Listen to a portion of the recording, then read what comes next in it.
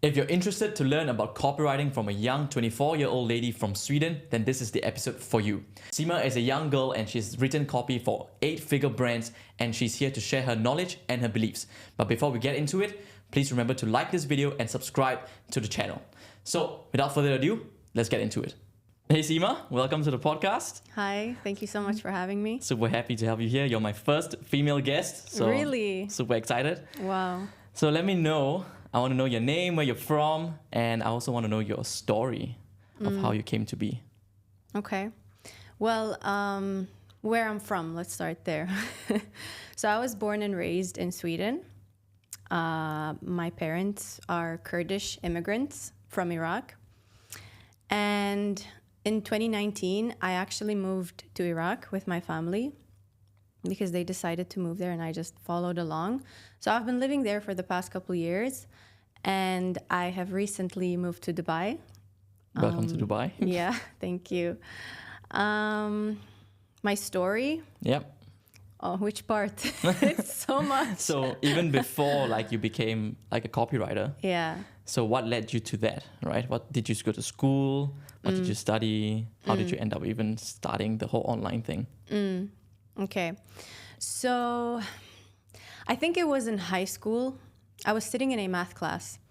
And mind you, like in school, throughout school, high school, I was always like a student. I was always at the top of the class, right? But then in high school, one day I was sitting in math class and I was like, you know what? I don't want to take this route. I don't want to. I feel like, because, I'd listened to my classmates about, their plans, what they wanted to study in university and what they wanted to do afterward. And none of those career paths sounded interesting to me. It sounded very boring to me, to be honest. And I was like, okay, if I want to do something different than them, then I obviously have to do something different, take a different route.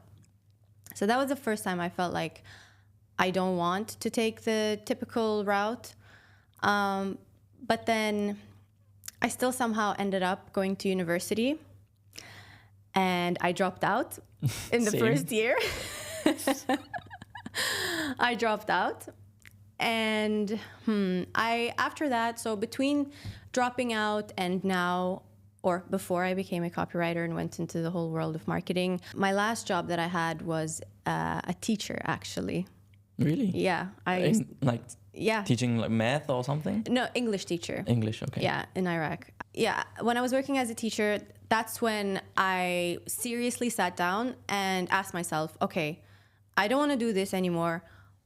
What can I do?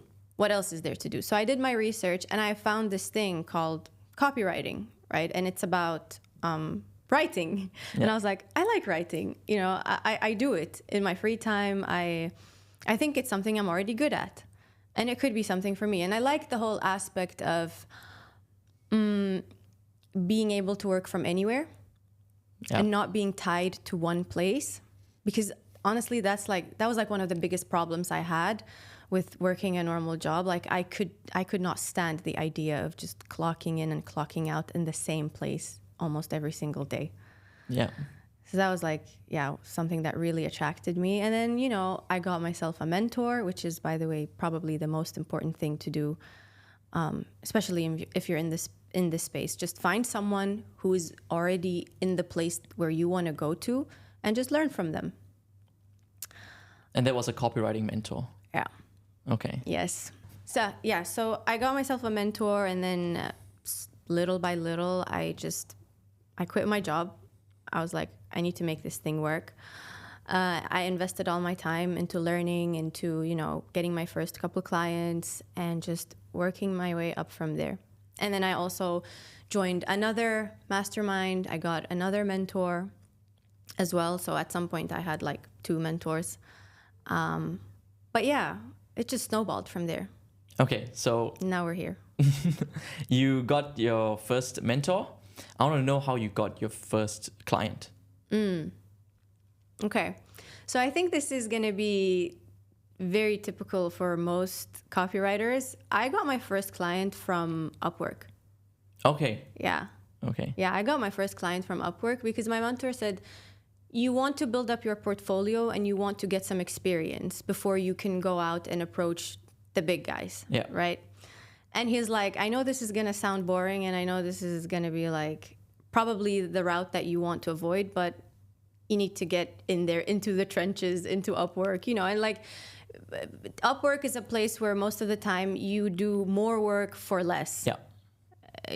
I think everyone can agree on this. But he's like, just do it. It's a phase you need to go through. And the faster you go through it, the better.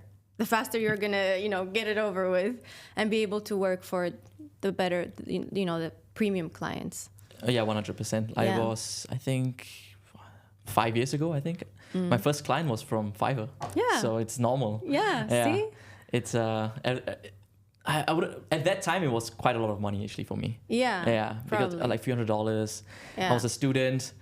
I was like, okay, I can do this gig for like a few $100. Like, damn, that's a lot of money. And I was like, fuck. I was like, No, like even though it was very little money, it was like proof that, okay, there's actually potential in this thing. Like I could go somewhere with this. Exactly. And I feel like people who don't go through that phase, that annoying phase, they don't actually make it any further. I feel like they just flop, like they just give up at some point. I don't know. I feel like it builds resilience. I mean, it does. Like working for clients who don't value you at all, and they just try to like milk every single dollar out of you that they pay you. The thing is, when you have a service-based business, you need to have a portfolio. Yeah, you need to, and the best way to learn something is by doing it. Exactly. Right. Oh my God. I learned copywriting, paid advertising, but it's only until I actually did it when I actually learned the most. Yeah. Right? Oh my God. That was like one of the biggest realizations I had along the way. It was that no matter how much time I spent sitting down and like theoretically learning things and studying things and just absorbing information, like it wasn't nearly as valuable as actually doing it, Yeah. like figuring it out along the way.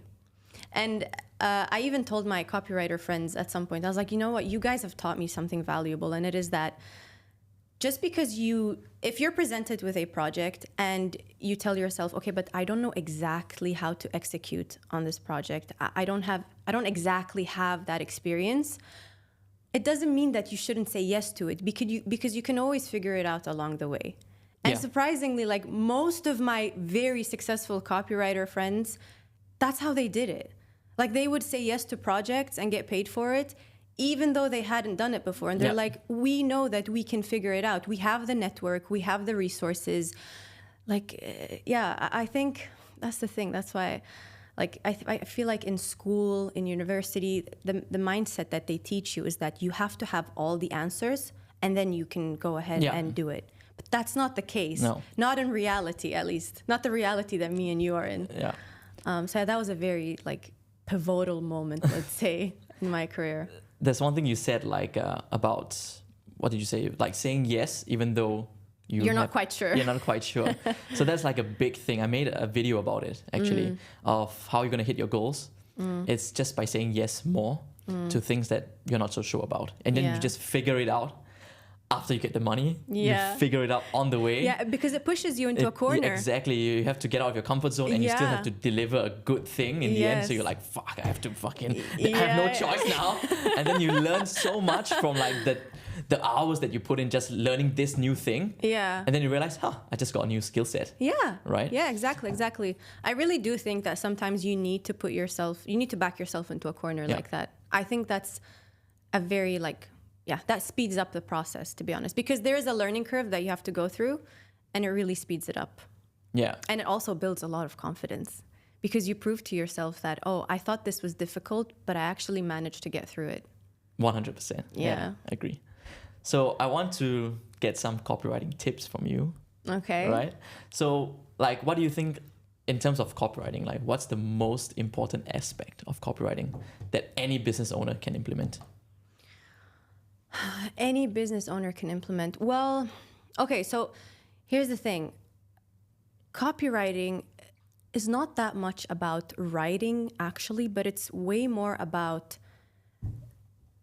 the actual offer, like the packaging of an offer, the positioning, the ideation. Because if you perfect that part, the writing and the messaging, it all comes naturally. Like it builds off of that. So the most important thing is you need to structure the offer and position it in the right way, because everything else is going to build off of that, and it's going to be so much easier. So yeah, I think what business owners need to think about is, at first, you need to really nail your offer. You need to nail who it is that you want to go after, and whatever problem it is that you're solving, it has to be urgent enough for your target market. It has to be big enough, new enough. And then after that, the copy is going to be easy. It'll just come to life. Come to life. Yeah. Okay. There's I know I'm a big proponent of like offer creation. Okay. I think you've seen my Facebook. I don't know whether you've seen my Facebook post. Yeah. But I always talk about the offer. So a lot of copywriters, and this is what I found, okay? A lot of copywriters, when you hire them, they look at what product you have, and then they try to make it sound sexy with a bunch of flamboyant words. And then the headline is like, at first glance, you're like, wow. But then you realize, do people actually want this? It's like, is this really how to position this offer? And then a lot of people don't understand, like, the positioning the offer and the offer creation comes first. The ideation, the ideation. Giving people what they want. Like the amount of time you have to put into thinking should be more than the amount of time you or your copywriter put into like creating all the copy for you. Yeah. I think we both. That's what we mean. I agree with that. But you do mainly emails, correct? If I'm not wrong. No. Well, this year I'm shifting more into like full stack email marketing. So like everything, the copy, the tech, everything. But I've done a bit of everything. Like I think all copywriters, they start out doing everything and then they just lean into where they think their strengths are. Okay. Yeah. And I think that's where my strength lies. In email marketing? Email marketing, yeah. Why? Why email? Because the results are quick. It's very measurable. It's measurable, yeah. Yeah, right. Measurable, it's quick, and it's very personal. Like you actually build a relationship with whatever email list it is that you're running. You can share a lot of things with them that you can't share anywhere else. Because if someone has signed up to your email list, they're interested in you. They want to receive emails into their inbox, and your inbox is a very personal place, you know? So yeah, it's interesting. It's interesting to help business owners run their email list and build that relationship with their subscribers. You know what's funny? I met like business owners that, like, do you have an email list? No. Like, oh my God, yes, same. I was like, why? I went to a networking event the other day. No, actually not that networking event. The 1 billion follower summit. Yeah. There was this guy, he has like 1.2 million followers on Instagram. He's like very famous. I follow his content. And he asked a question to one of the speakers and he said, I have a problem monetizing my platform. Like I see these people with 100K on Instagram and they make all this money. And then there's me. I'm just left behind. I don't know what to do. And he didn't have an email list. Like he hadn't collected emails. What? And like imagine being at 1.2 million followers and not having collected emails. Like that's crazy to me. Like that event really opened my eyes up to the fact that some business owners, they're missing a lot of like very important parts. Yeah, 100%. It's crazy. And they think that, you know, let's say they have Instagram or Facebook or TikTok, and then they promote something there, like on the story or on the post. It's kind of the same as an email list, kind of, but you don't really own it. Exactly. Right, that's the problem. The thing. Yeah. Oh my God. You don't own it. Yeah. Like TikTok is getting banned in the US now. You don't own your TikTok account. Exactly. Yeah. So that's true. You own it. I would say every business owner needs an email list. Yeah. And you write for what type of brands usually? So personal brands. I write currently. My clients are all in health. They happen to be health/coaching. Coaching as in also in health? Yeah. Okay, so like fitness? Currently. Like fitness stuff, supplements? No. So basically, one of my clients is Healthpreneur. I think you've heard about them. Yeah, they're pretty big in this space. And what we basically do is we help health professionals in any branch of health. It could be chiropractors, psychologists, whoever, medical doctors. We help them take their business online. So we give them the funnels, we give them the sales coaching, we give them the systems, everything done for you. And we help them sign clients online. Okay, so that's what you meant by health. Okay, Yeah. so they help other health-related Professionals. professionals Take launch their business online. Okay, so are you helping them with the emails, the sales materials, or? So I help them with their ads, emails, and webinars. Oh, really? Mm-hmm. Okay. Yeah. So you're not just an email copywriter then? No, exactly. Like I have like been in all the avenues. It's just this year I have decided to pivot more to email. Yeah. Okay. Is it less work? No, not really. Okay. Up to today, I still write my own emails. Really? Yeah, I've never outsourced it. Also, because email is my most profitable channel. And That's interesting. Yeah. You should say that a bit louder for the business owners who think that email is meaningless. It's the most profitable fucking channel. But it's like, sometimes it's like, some months it's 60% of my revenue. Wow. Yeah. So it's a lot. Because I send a lot of emails. Yeah. Yeah. I think Grant Cardone said... send more emails, by the way. Exactly. Like someone asked Grant Cardone, he was like, can I send an email every day? He's like, yeah, what's the list for? I'm going to follow that rule. Yeah. I think, let's go into client getting. I think a lot of people talk about copywriting itself and the craft, like the skill of copywriting. But I think a very, very big part of being a copywriter is having the skill of getting clients and getting good clients. I mean, that's where the money is. So. Yeah, because that was a problem I had. And I had to work on that. And it's what has gotten me here today, where I am right now. So yeah, feel free to ask me something about that and I'll let you know. Because I think it's important for people to know out there. So right now, what are you doing to pull in clients then? Network. So referrals? No, well, referrals are going to come from your networking efforts. So I think, here's the thing. You don't have to be the best copywriter on earth. You just have to be a decent copywriter who is well known. That person is easily going to outdo the first one, right? So what you need to do is you need to build your network. Pick any platform, Facebook, LinkedIn, wherever. Add people. Who's your target market? Who's your targets?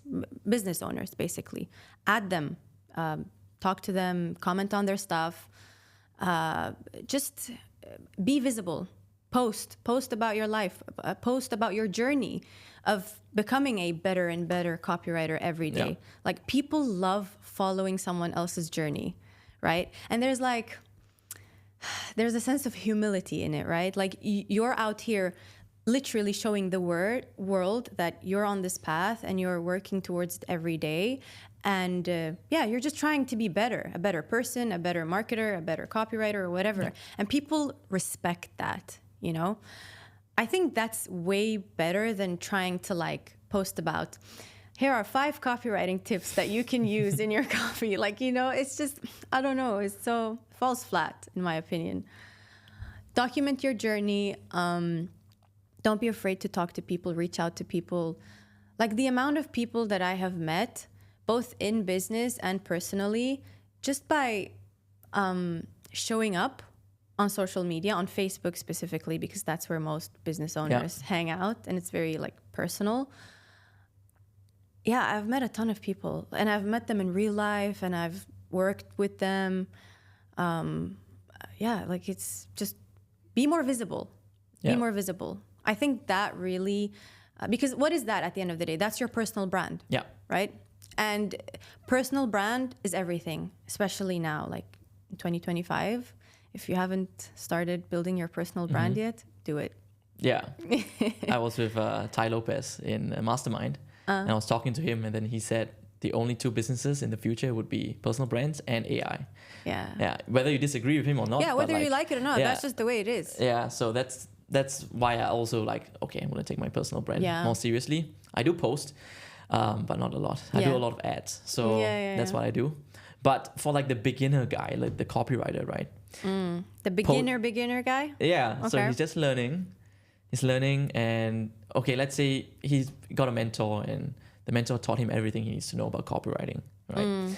And he wants to, get more visibility. Let's say he chose Facebook, right? Let's say he chose Facebook. Why would people listen to him? Listen to him how? Like, so if he's posting and he says like about copywriting, about his life, his journey, he's becoming a better copywriter. So he's not a good copywriter yet, but how does he get the clients then? I'm assuming that on the side, he is on Upwork and Fiverr and like still working his way up and getting the samples and getting, those few reviews and testimonials. I mean, he's doing that and he's posting.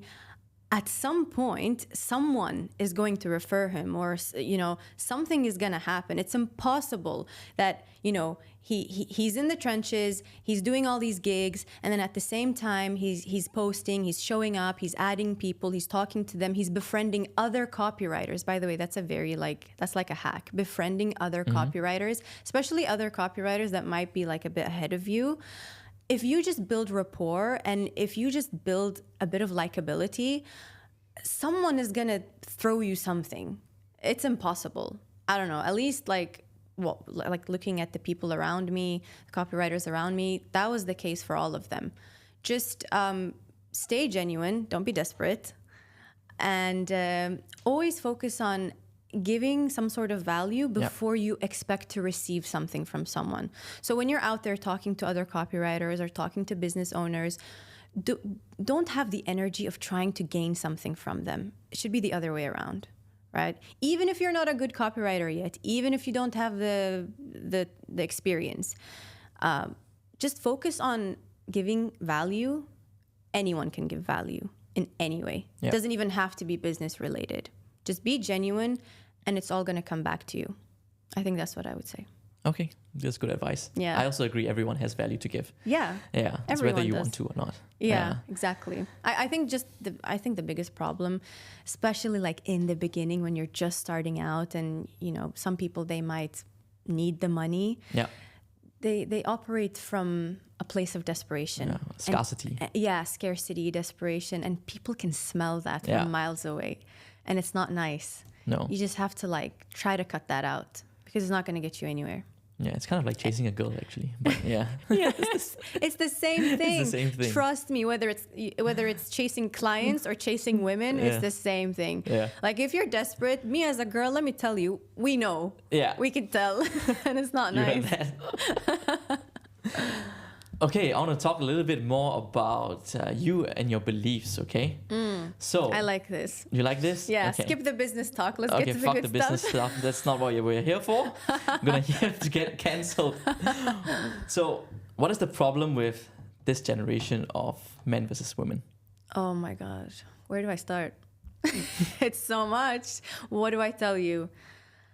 So I'm from Sweden, right? And I live in the Middle East now. Like, obviously, I've been living in Iraq for a couple of years, and now I live in Dubai. And the reason why I don't like the West anymore, I don't like Europe, I don't like Sweden anymore, and I don't think I'd ever go back and live there, is because what I saw was that men are trying to act like women, and women are trying to act like men. And I think that's a very big problem. I don't know. I don't know how a society would ever be successful that way with that sort of dynamic. And I personally, myself, I don't want to be around that because that's not the sort of lifestyle I want. I don't see the point in, men trying to behave and live like women. And I don't see why women would want to try to live and act like men. I just don't. I see that as very problematic. In short, that's the biggest problem I see. Yeah. So men act like women and women act like men. Yeah, just even the system is trying to like Yeah. force them into those roles. In Sweden, I think so. All the Nordic, Scandinavian countries, it's very equality based, Yeah, right? very, Right. So it's like I think very. if like everything's like equal, everyone must live like man or woman. Yeah, It's a very egalitarian kind of life, right? yeah. And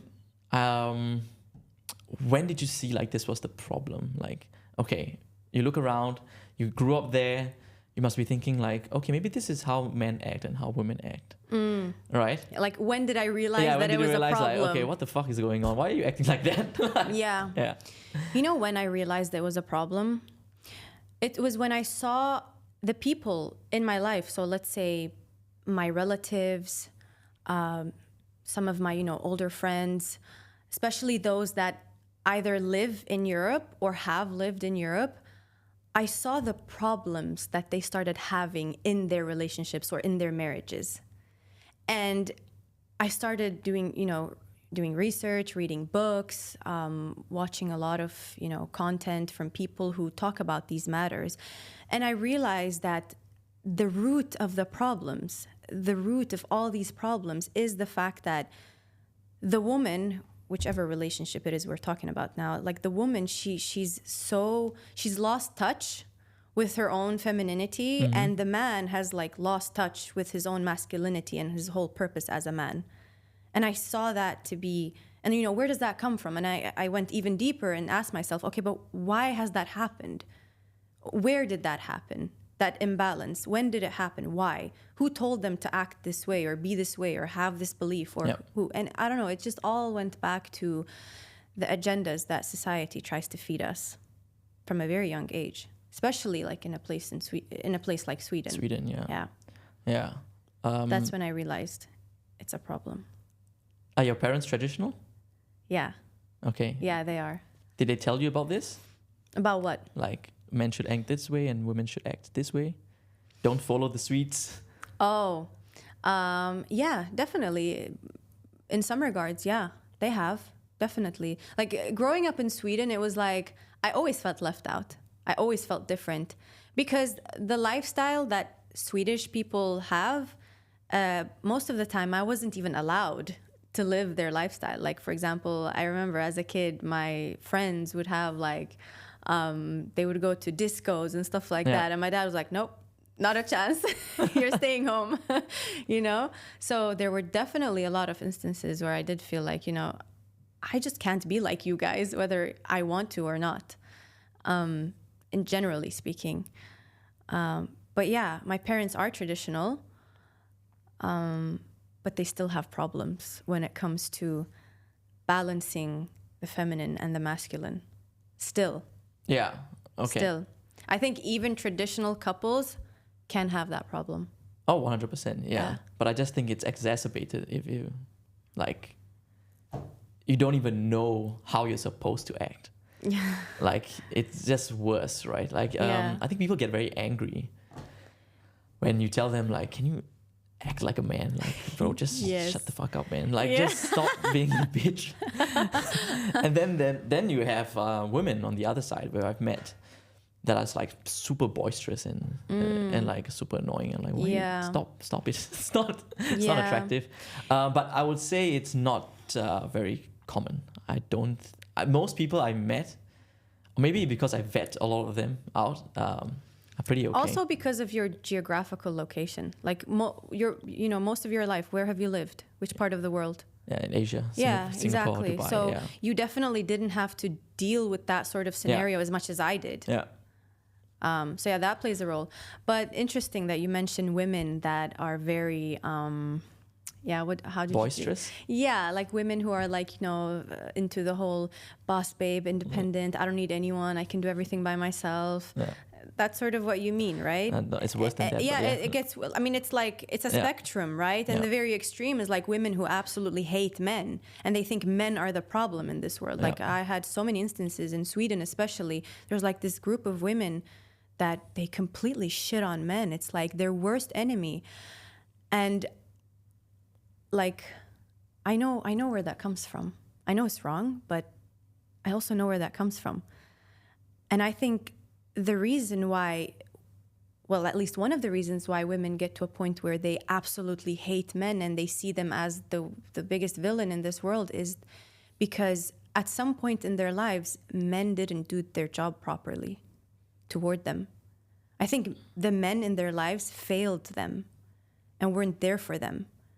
That's why they created this mentality of men are the enemy. So I definitely blame men to a certain extent when women get into that sort of headspace, and vice versa as well.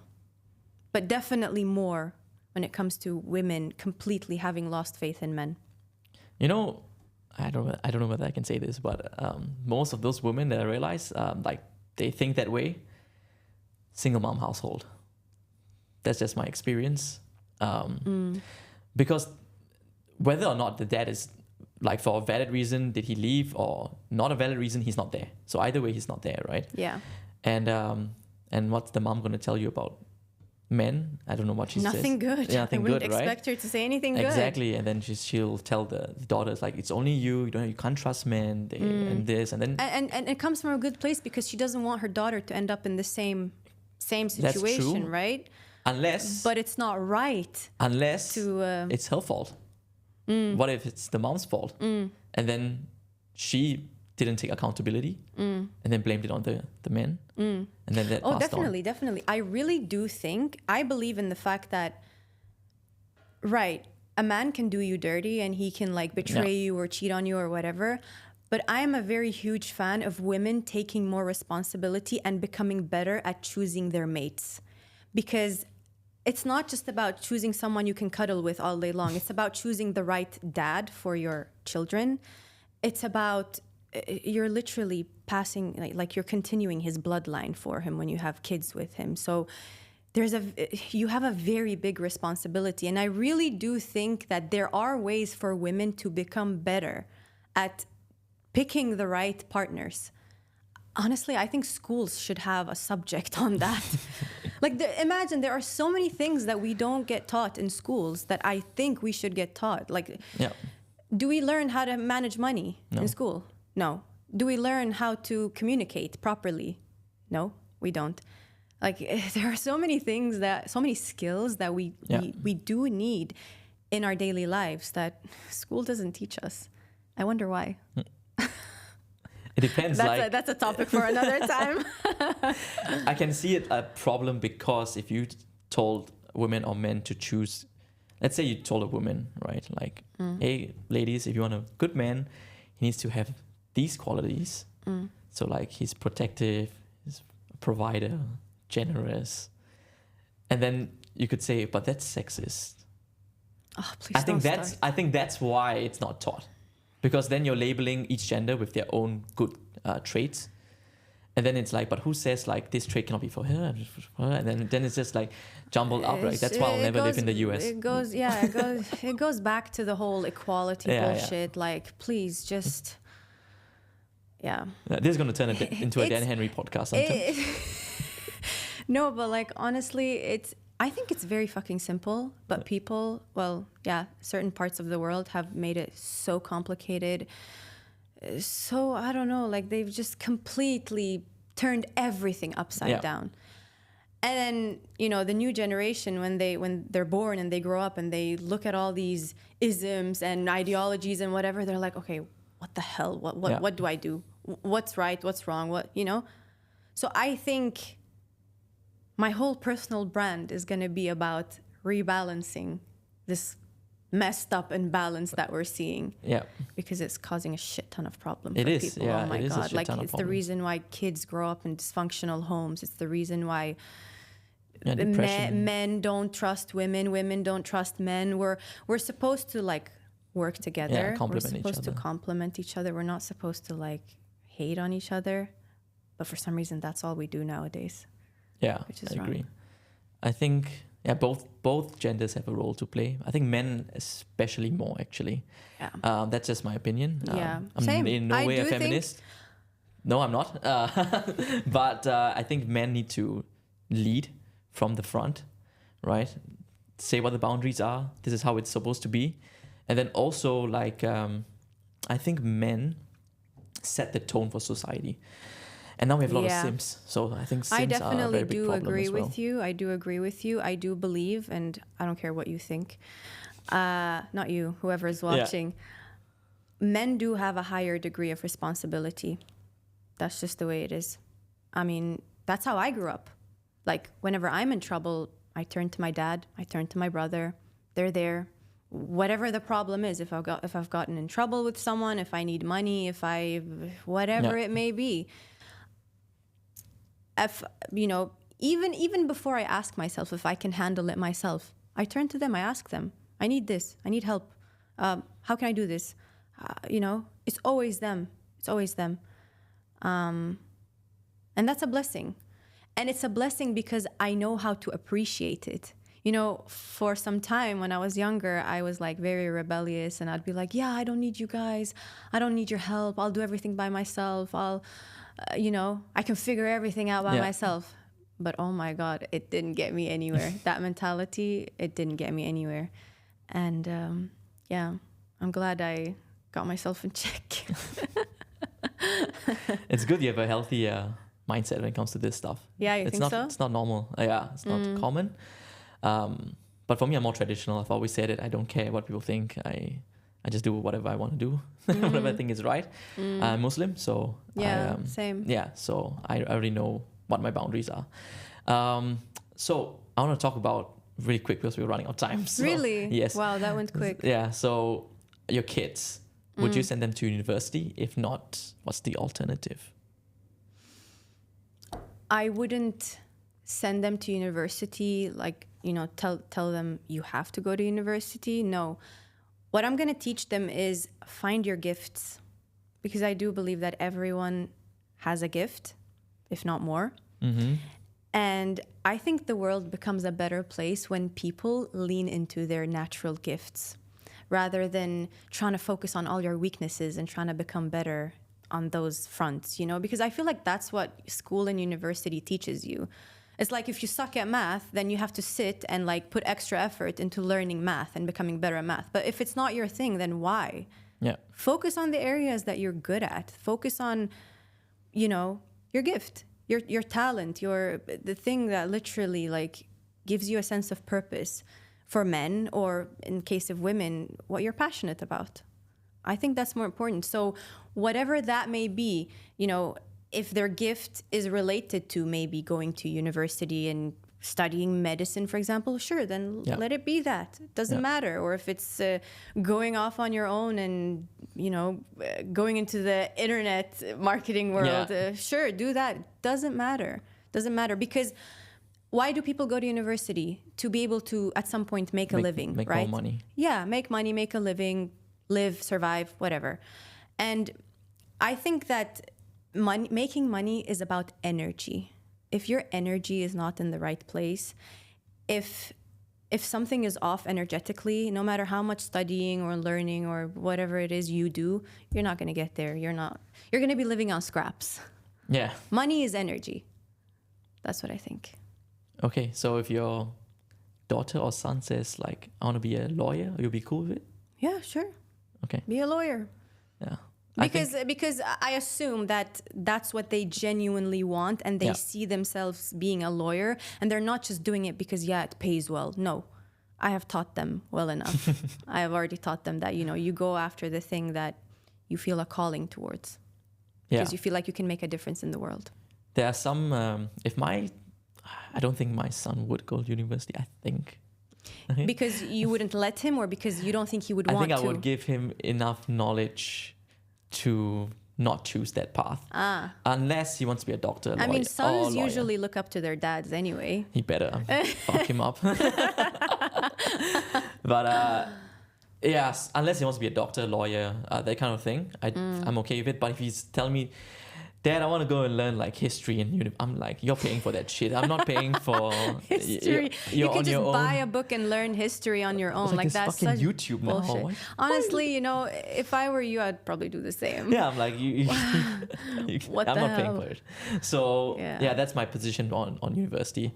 I think, I thought about this, like, what's the future for university? It's only getting more expensive. More people are going. More women are going actually than men now. And I'm like thinking, if information is everywhere, it's like on YouTube, in Google. Everywhere, literally. And yet the college prices are rising. I'm like, that doesn't make any sense. That means it's just pure propaganda. It's pure brainwashing. It's an institution. It's business. It's a business. College is a business. It's never been about making you smarter or... It's a business. If anything, they just get drunk. Yeah. If anything, people go to college. And they say like, oh, it rounds you out as a person. You can do other things to do that as well. I agree with you. Yeah. And I think people like business owners as well, they care less about your qualifications or certifications. They care more about the results that you can get for them. And if you can prove to them that you can get those results, you will outdo anyone else with a whatever degree or whatever qualifications he has on paper. I never once asked someone for his qualifications. Right? Never. Yeah, especially in this space that we're in. Yeah, of course. This space, you don't really need any. Yeah, you don't. But the problem is, I think in Singapore, so like, it's the Asian mentality, right? It's like university, study hard. And if companies don't change the way they hire, then people will still go university. That's true. Right? That is true, yeah. If you're still giving most of the chances to all the graduates, then nothing's going to change. Yeah.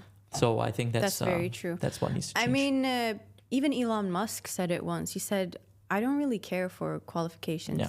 Didn't he? Yeah, he said, I don't care if you finish high school. I don't care. Yeah. Like, he probably thinks the same. Like, he cares if you can get him the results that he's looking for. And that's a very good point. I really do think that companies and, companies should really, like, loosen up a little bit. Because I think the way they're hiring now, they're missing out on so much talent. Yeah, so much talent. I agree. Like, it would be better for them, not just for people. So I agree with you. Man, I could go on for a long time, but we're running out of time. So I just want you to talk to the female entrepreneurs and what would be your message to them? Yeah. First of all, find your passion. And when you know what your passion is, find a way to turn it into an income. And whatever you do, no matter how passionate you are about it and how hard you work and how many milestones you hit or whatever, don't ever attach your self-esteem to your accomplishments or your bank account. Your sense of self-worth should not be attached to those things. It has to come from within. Oh, that's really good. Yeah. Thank you so much for being on the podcast. Yeah.